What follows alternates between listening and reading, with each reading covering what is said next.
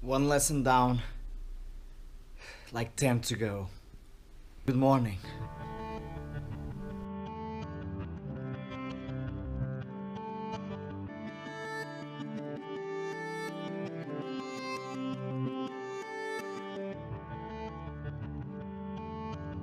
Yesterday I told you that I wanted to write a new book. I haven't started yet, but I've made the decision that I'm gonna write a book this time on teaching.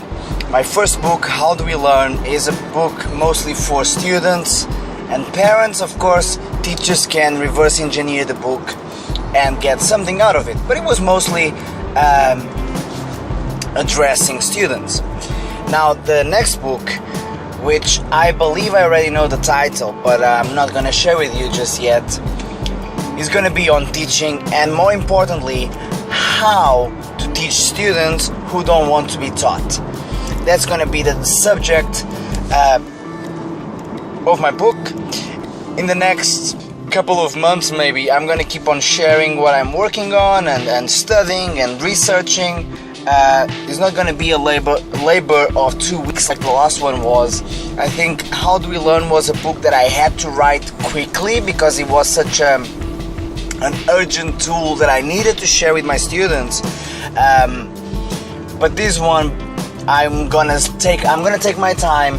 I'm gonna be patient during my writing process because I might fail to communicate my ideas properly if I don't do that.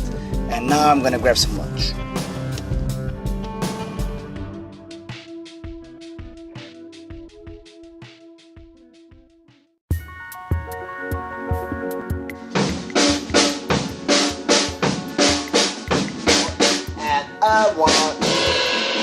And let's do that 10 times to make sure that now it's not just momentum or luck, but instead memorization.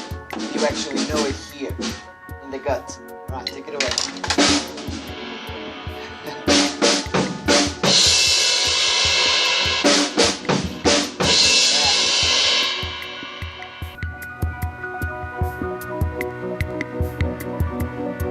And it's 5 o'clock. This is gonna be my first proper break today. I've been teaching almost back to back since 10 a.m. I had a lunch break and that was pretty much it. I'm gonna take a nap. I know I've been taking a lot of naps in these vlogs. I'm not gonna show my nap this time, just to, make it clear. I'm telling you that I'm gonna take a nap, but you won't see it. Instead, I'll show you the sky. What about that?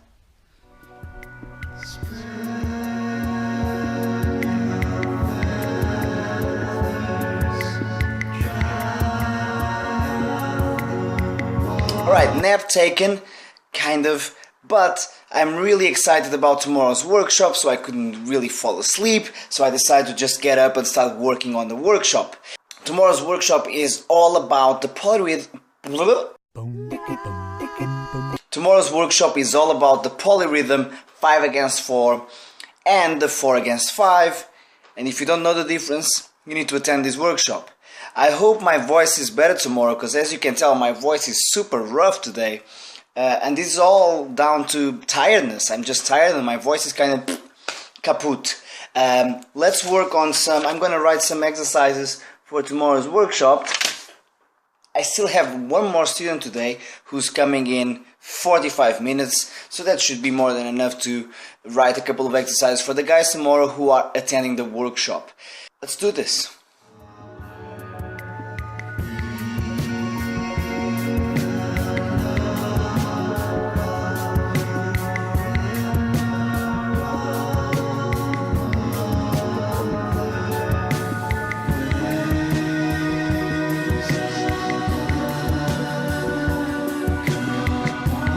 We are done. Man, these days are going faster and faster and faster. This is insane. It's now 7:20 p.m. I've just finished my last lesson of the day. I started literally 9 hours ago teaching once again, almost back to back. Absolute insanity. I taught 8 students in total today. Oh, private students, these are not group lessons. So these are private students. That's 8 lessons in one day. Ooh, I'm tired. For all my fellow teachers out there, you know how difficult it is to teach more than 6 lessons a day. I need to do something about my schedule. It's way too busy. It's a good sign, but I don't want to keep it like that. So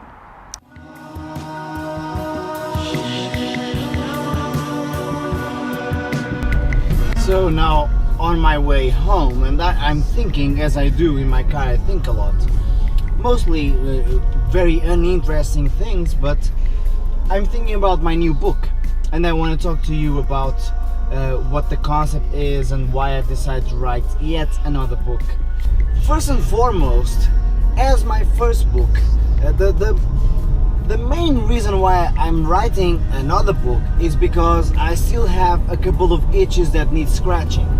And as most entrepreneurs, I guess, I tend to scratch my own itch. I don't go out looking for solutions, I make the solutions myself. I can't really find any material when it comes to how to teach music students or students, forget music, without showing the teaching, without showing the process of teaching, and only focusing on enabling the learning. So what I want to do is help teachers to hide the teaching, so the students welcome the process a lot, with a lot less resistance, let's put it like that. One of the things that I've started doing in order to achieve that process of teaching / learning without exposing the process itself, one of the things that I've started doing was to ask my students to teach themselves.